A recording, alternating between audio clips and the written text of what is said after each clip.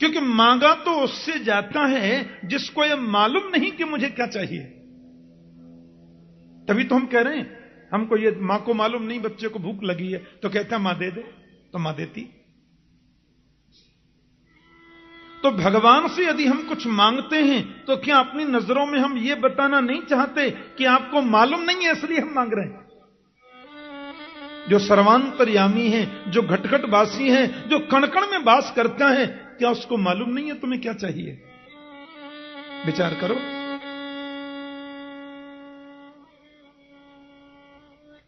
और जब उसको मालूम है कि मुझे क्या चाहिए, क्योंकि वो अंदर ही बैठा है, तो उससे मांग करके अपनी नजरों में हम उसको छोटा क्यों बनाते हैं? एक और बात, भगवान से कभी कुछ न मांगोगे तो फायदे में रहोगे। मांगना तो धोखा है, ध्यान देना, क्योंकि वो सब जानता है। और हम जब मांगते हैं तो हंसता है, कितना पागल है, मुझसे मांग रहा है जैसे कि मुझे मालूम नहीं। दक्षिण में एक संत हुए, बड़े अच्छे कवि, वो राम जी के सामने बैठे थे, भक्ति कर रहे थे। भक्ति करते करते क्या मांगा कि मैं अगर मांगू तुझे पर तुम न देना कुछ मुझे, वरना आशिक नहीं मजदूर हो जाऊंगा मैं। हे राम जी, यदि मैं आपसे कुछ मांगने की गलती करूं भी तो आप मुझे देने की गलती कभी मत करना। भक्त कह रहा है, रामचंद्र दास संत का नाम था, कि मैं यदि आपसे कुछ मांगू भी तो आप मुझे देने की गलती मत करना। श्री बाल कृष्ण लाल की। भगवत कृपा से भागवत के परम विद्वान था कि मैं अगर मांगू तुझे पर तुम न देना कुछ मुझे, वरना आशिक नहीं मजदूर हो जाऊंगा मैं। यदि मैंने कुछ मांगने की गलती की है तो राम जी आप देने की गलती कभी मत करना। यदि तुमने मुझे मेरे मांगने पर दे दिया तो मैं भक्त नहीं मजदूर हो जाऊंगा। मैंने भक्ति करी थी, उसके बदले दे दो। हैं? मैंने 20 रुपए दिए, 1.5 किलो चीनी ले ली, तो मेरा आपका संबंध क्या रहा? मैंने आपको 200 रुपए दिए, उसके बदले मैंने कुछ ले लिया, तो मेरा आपका प्रेम क्या रहा? और हमारे ब्रज की उपासना में तो सज्जनों, भक्ति के बदले प्रभु से मुक्ति मांगना भी मना है। हमारे ब्रज के संत कहते हैं, मुक्ति हूं नौन सी खारी लागे। जहां मुक्ति भी नमक जैसी खारी लगती है। मांगना क्या? आपको मालूम है, भागवत में आपने सुना होगा, भगवान नृसिंहदेव जब प्रकट हो गए, प्रहलाद ने प्रभु की बड़ी स्तुति गाई। भगवान नृसिंह के नेत्रों से आंसू झरने लगे और प्रहलाद को गोद में लेकर के नृसिंहदेव ने कहा, प्रहलाद मांग बेटा, क्या चाहिए? तू जो मांगेगा सो ही मैं तुझे प्रदान करूंगा। मांग क्या चाहिए? प्रहलाद बोले, क्या मांगू? बोले, ब्रह्मा का पदवी मांगेगा तो मैं दे दूंगा। प्रभु ने कहा। ब्रह्मा जी वहीं खड़े थे। ब्रह्मा बोले, मैं तो गया काम से। प्रभु ने कहा, तू चाहे कि मुझे इंद्र बनना है तो देवताओं का सम्राट इंद्र तुझे बना दूंगा, मांग। इंद्र बोले, मेरे सिंहासन का बोल्ट तो वैसे ही ढीला है, कोई जरा भी तपस्या करे तो मेरा सिंहासन पहले हिल जाता है। हम लोग सुनते हैं ना कथा में, उसने ऐसी तपस्या करी कि इंद्र का सिंहासन हिल गया, ऐसी कहानियों में सुनते हैं ना। इंद्र बोले, मेरा सिंहासन तो जरा सी बात में हिल जाता है, ले ले भैया, तू ही ले लेना। और भगवान दे देंगे, कौन बड़ी बात है। भगवान ने कहा, ब्रह्मा बनना चाहेगा तो बना देंगे, इंद्र बनना चाहेगा तो बना देंगे, जो पदवी तुझे चाहिए मांग। प्रहलाद बोले क्या मांगू? प्रभु ने कहा बिना संकोच के मांग ले पुत्र, वही दूंगा। देवता थर थर कांपने, किसकी गद्दी खतरे में पड़े कुछ मालूम नहीं। भगवान सुप्रीम पावर किसी को ब्रह्मा से कहें सुनो आप अट जाइए, आपसे प्रहलाद बनेगा ब्रह्मा। 1 मिनट ही तो लगता है। वो जिसको चाहे ब्रह्मा बना दे, जिसको चाहे चेंटी बना दे, उसके लिए कोई बड़ी बात नहीं है। वो सुप्रीम पावर, प्रहलाद सामने खड़ा है, भगवान कहते मांग ले, और संकोच नहीं करना, और मेरे सामने डरना भी नहीं किसी से। बोल क्या चाहिए? स्वर्ग चाहिए, वैकुंठ चाहिए, मुक्ति चाहिए, वैभव चाहिए, त्रिलोकी का साम्राज्य चाहिए, ब्रह्मांड का मालिक बनना है, ब्रह्मा की पदवी चाहिए, जो चाहिए मांग। प्रहलाद की आंखों में आंसू आ गए। भगवान बोले मांगना बेटा। प्रहलाद बोला जो मांगूंगा सो दोगे? प्रभु ने कहा देंगे। प्रहलाद ने कहा तो 3 वचन भर दो लाओ। गोविंद का विश्वास नहीं होता?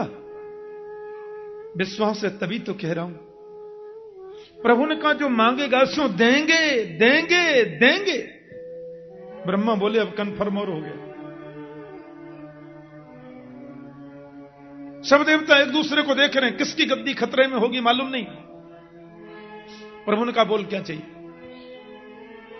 मेरे प्रहलाद ने कमाल का वरदान मांगा प्रभु से। प्रहलाद बोले देना है तो बस यही वर दे दो प्रभु कि यदि राशि समय कामान वरांस्त्वाम वरदर्शभ कामानां हृदय संरोहम भवतस्तु व्रणे वरम। प्रहलाद बोले देना है केशव तो केवल एक ही वर दे दो कि मेरे जीवन पर्यंत मेरे मन में आपसे कभी कुछ मांगने की इच्छा ही पैदा नहीं हो। केवल यही वर दे दो। कामानाम हृदय संरोहम भवतस्तु व्रणे वरम। आपके चरणों के अलावा और कुछ मांगने का अंकुर मन में पैदा ही न हो। रही मन वो नर मर चुके जो कहूं मांगन जाए, पर उनसे पहले वो मरे जिन मुख सो निकसत नाहि। क्या मांगना और क्यों मांगना है? इसलिए प्रभु से मांगना नहीं है। किसी ने प्रश्न किया आप मांगने के लिए मना करते हैं, भक्ति में मांगना नहीं, तो ये मांगना शब्द बना ही क्यों? जब मांगना मना है भक्ति में तो मांगना शब्द ही क्यों बना? तो कहते हैं मांगना तो मांगने के लिए बना, तो मांगने को तो आप मना करते हैं। बोले हम मना इसलिए कर रहे हैं कि भगवान से वैभव मत मांगो, भगवान से संसार की वस्तु मत मांगो, भगवान से मांगना है तो भगवान को मांगो। बोलो जय श्री कृष्ण। भगवान को मांगना है, भगवान से नहीं मांगना, इसलिए मांगना बना है। और भगवान को भी मांगना एक शब्द आ गया। वास्तव में यदि तुम्हारे मन में है कि मुझे भगवान मिले तो वह भी मांगना जरूरी नहीं है। आदरणीय भरत जी महाराज जब राम का दर्शन करने जा रहे थे, त्रिवेणी में स्नान किया, माता गंगा प्रकट हो गई। भरत से बोले मांग क्या चाहिए? तो भरत ने क्या नहीं चाहिए वो पहले कहा।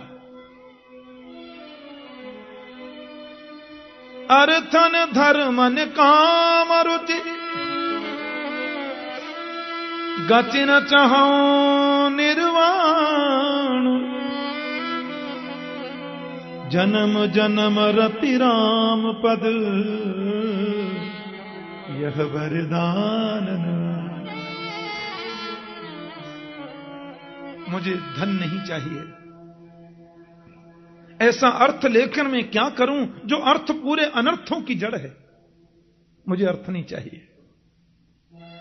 मुझे ऐसा लौकिक धर्म भी नहीं चाहिए जिस धर्म की वजह से, जिस धर्म के बंधन में राम एक बार भी ये बोल न पाए, पिताजी मेरा कसूर क्या था जो आपने मुझे वन में भेजा। राम ने एक बार भी नहीं कहा। सुमंत्र जी जब लौटे तो दशरथ जी ने पूछा, राम ने कुछ कहा? बोले एक बार भी नहीं कहा कि मेरा कसूर क्या था। ऐसा धर्म मुझे नहीं चाहिए। ऐसे काम की आकांक्षा भी मैं नहीं करता जिस काम ने पिता की बुद्धि को विकृत कर दिया और राम जैसे पुत्र को भी बन जाने से रोक न सके। ये कामाशक्ति मुझे नहीं चाहिए। मुझे ऐसा मोक्ष भी नहीं चाहिए जो मुक्ति राम के चरणों से दूर करती हो। तो क्या चाहिए? बोले जन्म जन्म रति राम पद। जन्म जन्मांतर तक राम के चरणों की रति मुझे, जन्म जन्मांतर तक राम के चरणों की प्राप्ति मुझे हो। मुझे तो मेरे राम से मिला दो बस। प्रभु से भी मांगना है तो प्रभु को मांगो, राम से मांगना है तो राम को मांगो। दुनिया क्या मांगना है? दुनिया के वैभव को क्यों और किस लिए मांगना है? इसलिए आदरणीय सूत जी महाराज कहते हैं, यह जीवन का परम धर्म है अधोक्षज कृष्ण के चरणों में रति का होना। और वो रति अहित क्यों होनी चाहिए? निष्काम होनी चाहिए, तो ही सर्वोत्तम है, तो ही उसका फल है। एक और बात कि वासुदेवे भगवती भक्ति योग प्रयोजित जनयत्या सुवैराग्यम ज्ञानम च तदहैतुकम। यहां बड़ी सुंदर बात कह रहे हैं सूत जी महाराज कि भक्ति है पत्नी और भगवान है पति। परमात्मा रूपी पति को भक्ति रूपी पत्नी यदि हम समर्पित करेंगे तो दो पुत्र होंगे, ज्ञान और वैराग्य। जनयत्यासु वैराग्यम ज्ञानम च तदहैतुकम। ज्ञान और वैराग्य दो अद्भुत पुत्रों की प्राप्ति हो जाएगी। हमारे जीवन में वो प्रस्फुटित होंगे। भक्तिरुत्पद्यते पुंसाम शोक मोह भयापहा। इसलिए गोविंद के चरणों में भक्ति प्रदान करो और वो बिल्कुल निष्काम होनी चाहिए। ध्यान से सुनना।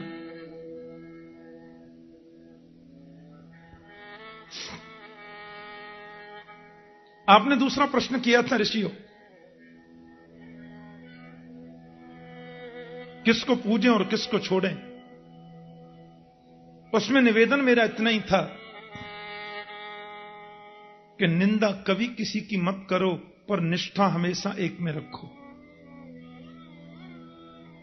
निंदा किसी की नहीं, निष्ठा एक में। एक है साधे सब सधे, सब साधे सब जाए। हम कृष्ण के भक्त हैं, राम की निंदा नहीं, क्योंकि राम कृष्ण नाम दो हैं, चीज तो एक है। राम कृष्ण दो एक हैं, अंतर नहीं निमेष। इनके नयन गंभीर हैं, उनके चपल विशेष। इनके नेत्रों में गांभीर्य है, उनके नेत्रों में चपलता है दोनों एक। अब हम तो कृष्ण के भक्त हैं, तो क्या हम वैष्णो देवी नहीं जाएं? जरूर जाएंगे। हाँ, हमारे यहां का बहुत बड़ा तीर्थ है, वैष्णो माता का दर्शन करने जाओ। जय माता जी, जय माता जी सब कहते चलो। और माता वैष्णो के दरबार में जब जाएं, वैष्णो के दरबार में प्रणाम किया तो हल्के से बोल दो, माता बड़ा आलसी हो गया हूं, पहले 200 माला करता था कन्हैया के नाम की, अभी 20 रह गई है। हे मां, आप तो जगदम्बा हैं, ऐसी कृपा कर दो कि गोविंद चरणों में मेरी भक्ति और ज्यादा बढ़े। तो हमने पूजा किसकी कर ली? माता जी की। और चाह किसको? अपने मुरलीधर को। अनन्य भक्ति का मतलब यह बिल्कुल नहीं है कि हम एक की निष्ठा करें और दूसरे की निंदा। नहीं नहीं नहीं नहीं। गीता में कृष्ण कहते हैं, अनन्याश्चिन्तयन्तो माम ये जनाः पर्युपासते तेषां नित्याभियुक्तानां योगक्षेमं वहाम्यहम्। जो अनन्यता से मेरा चिंतन करता है उसका योगक्षेम मैं वहन करता हूं। तो न अन्य अनन्य, अनन्य का मतलब यह नहीं कि हम निष्ठा एक में है तो दूसरे को कुछ समझे ही नहीं ना। सबको प्रणाम करो, सबको वंदन करो और चाहो अपने को। गोपियों ने मां कात्यायनी की पूजा की, गोपियों ने मां के चरणों में श्रद्धा की और चाहा मुरलीधर को। बोलो जय श्री कृष्ण। हाँ, एक निष्ठ होना है, निंदक नहीं होना। अब आप देखें, एक साधारण बात में समझें। जैसे कोई बहुत बड़ा वृक्ष है, वृक्ष में सैकड़ों डाली हैं, अरबों खरबों उसमें पत्ते हैं, करोड़ों उसमें फूल हैं, लाखों उसमें फल हैं, पर उसकी जड़ तो एक ही है, मूल तो उसका एक ही है। अब उस वृक्ष की एक डाली भी आप तोड़ेंगे तो जड़ को ही कष्ट होगा ना। इसलिए जितने भी देवी देव हैं सब एक ही ब्रह्म परमात्मा के स्वरूप हैं। किसी में भी एक में निष्ठा करो, प्रणाम सबको करो, वंदन सबको करो, उसमें दोष नहीं है। अब जैसे तीसरे भाव में इसको हम समझें, कोई पतिव्रता स्त्री है, पतिव्रता स्त्री के पति है, उसके बारे में लिखा है पतिव्रता के बारे में कि पति को परमेश्वर माने, पति की पूजा करे, निष्ठा से उसकी सेवा करे, वही पतिव्रता कहलाती है ना। लेकिन इसका मतलब यह तो नहीं है कि पति की पूजा करे और देवर जी में डंडा लगाए, पति की पूजा करे जेठ जी को गाली सुनाए, पति की पूजा लगे सास ससुर को कुछ समझे ही नहीं, वो पतिव्रता थोड़ी ही है। सासू की भी पूजा करो, ससुर जी का भी आदर करो, जेठ जी का भी सम्मान करो, देवर से भी दुलार करो, लेकिन पति का दर्जा तो कोई नहीं ले सकता। पति तो पति है ना। ऐसे एक साधे सब सधे, सब साधे सब जाए। निष्ठा तो हमें एक में ही होना चाहिए, एक साध्य भक्ति ही श्रेष्ठ है, पर किसी की भी निंदा तो नहीं करनी है, क्योंकि वो सब भी तो उसी के रूप है, उसी के रूप में। इसलिए एक में निष्ठा रखनी है ऋषियों, निंदा किसी की नहीं। मंदिर में सब देवों को प्रणाम करें, सब देवों को वंदन करें। रामेश्वर जा रहे हैं, भगवान गंगोत्री से जल लेके जा रहे हैं, रामेश्वर प्रभु को जल चढ़वा रहे हैं और प्रणाम करके कह दें, बांके बिहारी के चरणों में मेरी श्रद्धा और हो जाए, बाबा आशीर्वाद दे दो। ये अनन्य भक्ति ये है। किसी की निंदा करके एक की पुष्टि करना ये अनन्य भक्ति नहीं। बहुत अच्छा लगा सौनकादि ऋषियों को। आप लोगों ने मुझसे ये पूछा कि वो अजन्मा है तो उसका जन्म कैसे हुआ, और अनामी है तो उसका नाम कैसे हुआ। भाई अजन्मा है तो वसुदेवस्य देवक्याम जातो यशस्गिरसया, और वो अनामी है तो विष्णु सहस्त्र नाम क्यों, गोपाल सहस्त्र नाम क्यों। तो सूत जी ने बड़ी विचित्र बात कही कि वो हमसे पूछ के कुछ करेगा क्या है?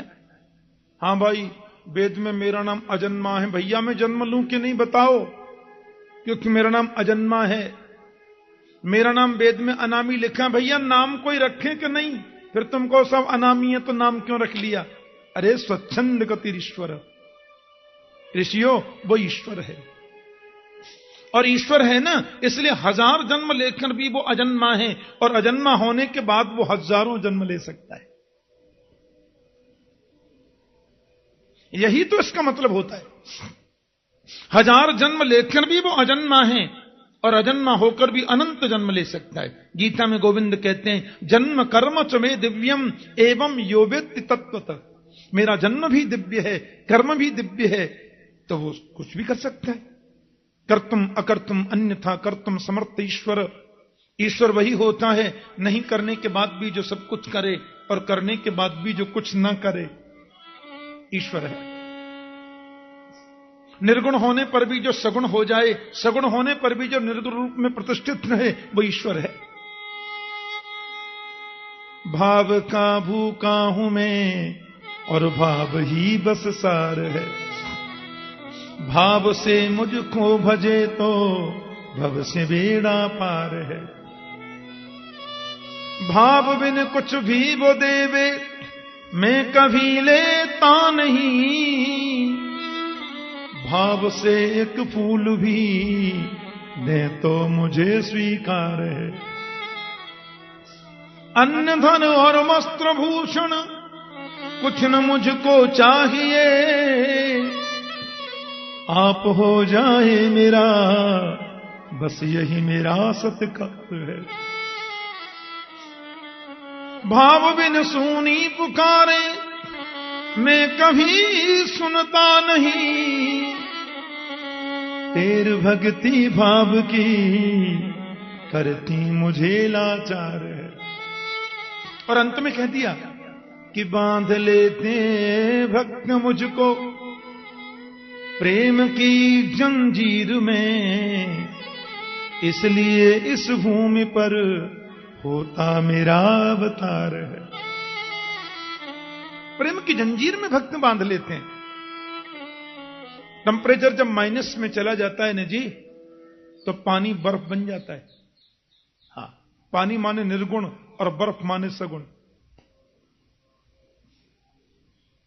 टेम्परेचर जब 50 डिग्री में आ जाए तो पानी हो जाता है, बर्फ भी पानी बन जाती है। और टेम्परेचर जब -, डिग्री में चला जाए, -25, तो बर्फ हो जाता है। अमेरिका में एक जगह अलास्का, अलास्का में आप कभी देखें तो वहां नदी बह रही है, और शाम के टाइम में देखें तो वहां लोग क्रिकेट खेल रहे हैं, बच्चे वॉलीबॉल खेल रहे हैं नदी के ऊपर। बोले यहां तो नदी थी, बोले यहां बर्फ हो गई है, कल फिर नदी हो जाएगी। बोलो जय श्री कृष्ण। सवेरे नदी बह रही है, और जब तेज धूप हुई तो नदी हो गई, और जब ठंड ज्यादा होने लगी, टेम्परेचर माइनस में चला गया, तो उस नदी के पानी पे लोग खेल रहे हैं, बर्फ हो गई, नदी खत्म। तो भक्त के मन में जब दैन्य भाव जागृत होता है, अहम ही नारायण दास दास दासानुदास सित दास दास तद्भृत्य भृत्य परिचारक भृत्य भृत्य भृत्य भृत्य किमाम स्मर लोकनाथ।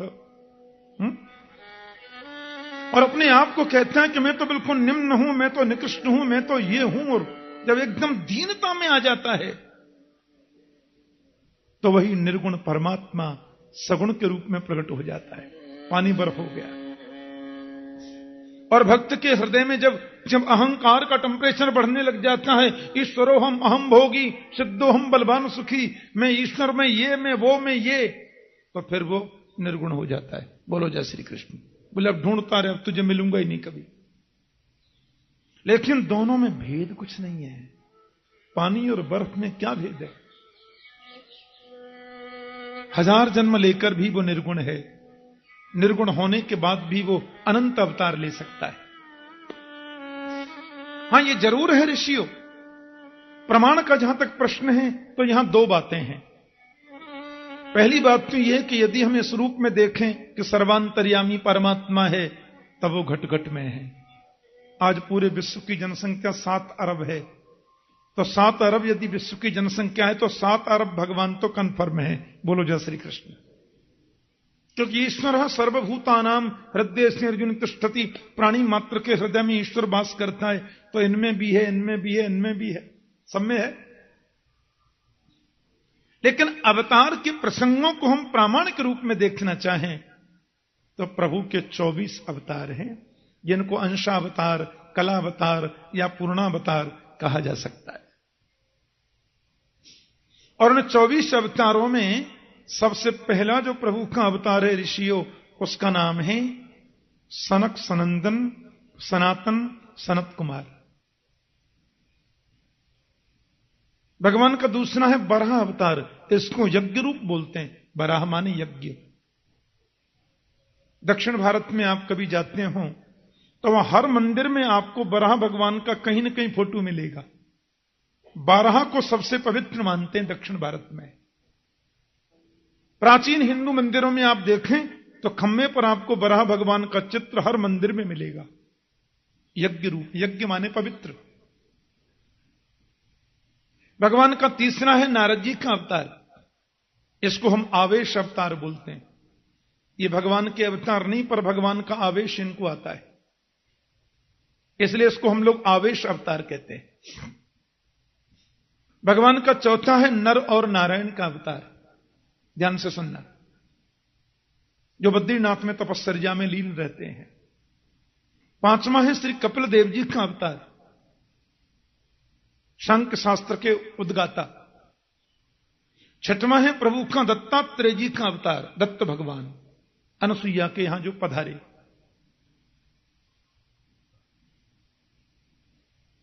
सातवां है यज्ञ का अवतार,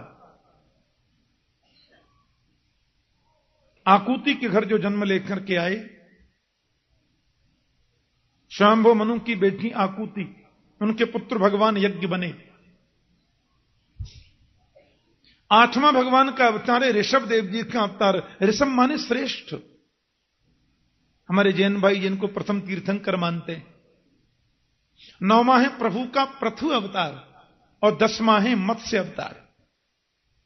यदि हम 24 अवतारों की चर्चा करते हैं तो मत्स्य अवतार 10वें नंबर पे आता है, और जब हम 10 अवतारों की चर्चा करते हैं तो मत्स्य अवतार पहले नंबर पे आ जाता है। 11वां है कच्छप अवतार, तो 12वां धन्वंतरी अवतार, 13वां मोहिनी अवतार, तो 14वां नृसिंह अवतार, और 15वां है मेरे प्रभु का वामन अवतार, तो 16वां परशुराम जी का अवतार।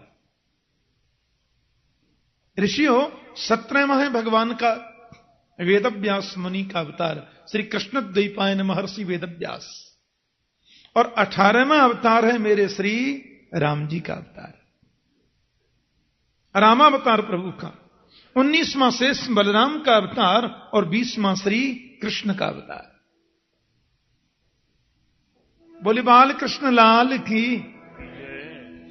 21वां हरि अवतार, 22वां हंस अवतार, 23वां बुद्ध अवतार, 24वां होगा कल की अवतार। एते चांस कला पुंसः कृष्णस्तु भगवान स्वयं इंद्रारिव्याकुलं लोके मृडयन्ति युगे युगे। कहते हैं भगवान के जो 24 अवतार हैं ना, उनमें सर्वश्रेष्ठ तो ये 2 ही अवतार हैं, रामावतार और श्री कृष्णावतार। ये श्रेष्ठ अवतार है, परिपूर्णतम अवतार है।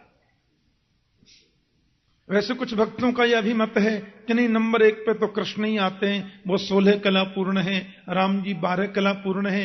ये पूर्ण सत्य नहीं है। रामकृष्ण दोनों ही 16 कला पूर्ण है। मर्यादा पुरुषोत्तम होने के नाते परात्पर श्री राम ने 4 कलाओं को प्रकट ही न होने दिया मर्यादा की वजह से। लेकिन राम भी पूर्ण 16 कला परिपूर्ण ब्रह्म है, क्योंकि राम यदि 16 कला पूर्ण न होते तो राम का नाम रामचंद्र कभी नहीं होता। चंद्र नाम इसलिए है कि वह भी परिपूर्ण है? कोई अंतर नहीं है। वो मर्यादा पुरुषोत्तम, ये लीला पुरुषोत्तम। और हमारा कलि संतरणोपनिषद में तो ऐसा वर्णन मिलता है। हमारे यहां जो वेदांत है ना, वेदांत को उपनिषद कहते हैं। उन उपनिषदों में एक उपनिषद है कलि संतरणोपनिषद। तो कलि संतरणोपनिषद में ऐसा व्याख्यान मिलता है कि देवता लोग ब्रह्मा जी के पास में गए और ब्रह्मा से बोले, क्यों जी, कलयुग में बहुत जल्दी मुक्ति का उपाय क्या है?